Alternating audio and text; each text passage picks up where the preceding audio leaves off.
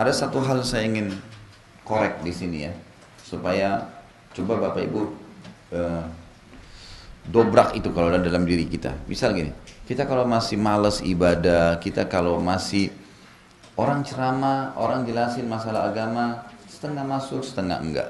Malas berbuat ibadah, masih terbuka pintu-pintu dosa. Masih terbuka kecenderungan untuk pelanggaran. Ini semua karena kurangnya ibadah kita sebenarnya. Kurangnya ibadah. Jadi porsi ibadahnya harus dinaikkan. Jadi misal selain kita meminta ampun kepada Allah dari dosa-dosa kita, kita juga harus bisa meningkatkan kualitas ibadah. Coba muhasabah, selain dosa yang kita kerjain, ingat apa nih dosa saya, beristighfar kepada Allah. Terus ibadahnya itu ditingkatkan. Memang harus dipaksain. Nanti jadi seperti orang yang lagi tenggelam dengan air, orang kata ulama, orang yang sedang tidak khusyuk ibadah, males ibadah, masih cenderung buat kemaksiatan, dia sebenarnya masih ada genangan dosa dan kurangnya kadar pahala yang bisa mendongkrak dia keluar dari air yang sedang menggenangi tubuhnya. Dia harus melakukan dua hal. Air ini harus dihabiskan dengan cara melakukan dua hal. Yang pertama, dia beristighfar kepada Allah, dan istighfar itu kata ulama ibaratnya dia sebenarnya sedang membuat lubang dari dalam ya, supaya air itu merosot ke dalam, dan berdongkrak amal soleh adalah dia sedang mengangkat dirinya keluar dari genangan air itu. Jadi harus dua hal berimbang. Nanti akan ada sebuah titik di mana Bapak Ibu kalau lakukan itu, memperbanyak istighfar, menutup pintu-pintu dosa ini, lalu meningkatkan jumlah kualitas sedekah ibadahnya, misal sedekahnya. Kalau selama ini ibu dan bapak cuma sedekah pada saat ketemu orang, sekarang enggak, coba jadwalin walaupun Rp1.000 per hari. Tapi tiap hari ditambah kualitasnya, gitu kan.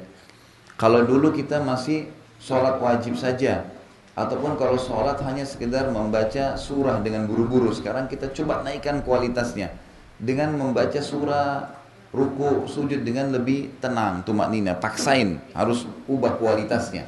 Kalau sudah bagus, maka pindah kepada surah yang lebih panjang. Kalau sudah bagus yang wajib, tambah dengan yang sunnah-sunnah. Nanti Bapak Ibu akan sampai kepada sebuah titik nanti di mana merasakan kelapangan dada yang luar biasa. Kayaknya hidup ini plong aja enak. Karena sudah tidak ada genangan air itu, tidak ada lagi bebannya. Kita udah keluar dari situ, keluarnya di situ karena adanya dosa tadi yang harus dihilangkan air itu, gitu kan.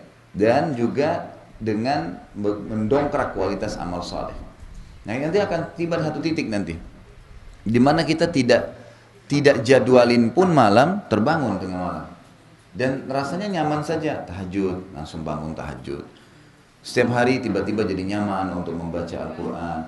Jadi ibadah itu menjadi sebuah program, jadi dengan sendirinya. Dan itu selama masih ada genangan air tadi penghambat, tidak bisa, susah.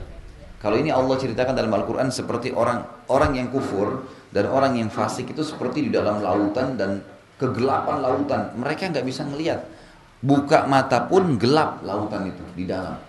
Mereka harus keluar dari lautan itu, gitu kan? Keluarnya ini harus dengan, kalau dalam agama tadi saya bilang, dia beristighfar kepada Allah. Sebenarnya istighfar ini kalau bahasa lainnya gini, dia sedang meminta pertolongan pada orang yang ada di atas air untuk menariknya, mengakui kesalahannya. Kemudian dia berbuat ibadah, itu adalah dia berusaha berenang untuk keluar dari lautan tadi.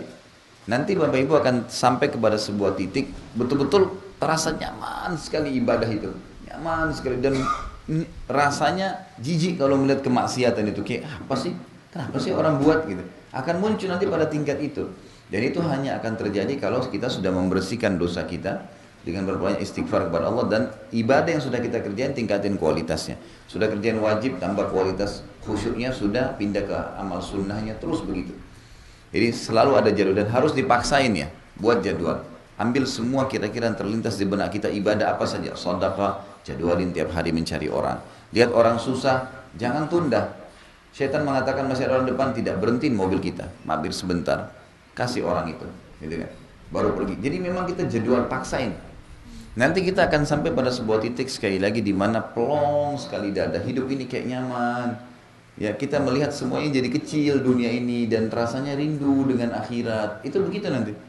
Dari situlah puncak keimanan tuh. Nah ini banyak orang tidak tahu. Orang berpikir ya sudahlah, amal soleh ya begini saja. Tetap aja akan ada ininya, akan ada itunya, akan tetap terbuka pintu kemaksiatan. Tidak, itu akan sebuah titik nanti di mana kita seperti sampai kepada level aman. Keamanan itu nanti akan membuat kenyamanan luar biasa. Orang semua suka dengan kita. Kita juga jadi hidupnya nyaman, rezekinya tidak terputus-putus. Nggak ada masalah. Karena memang sudah begitu. Orang beriman itu sudah dijanjikan sama Allah. Lahumul amn. Mereka pasti punya keamanan. Nah kalau kita beriman dan belum sampai situ berarti ada yang ganjal nih.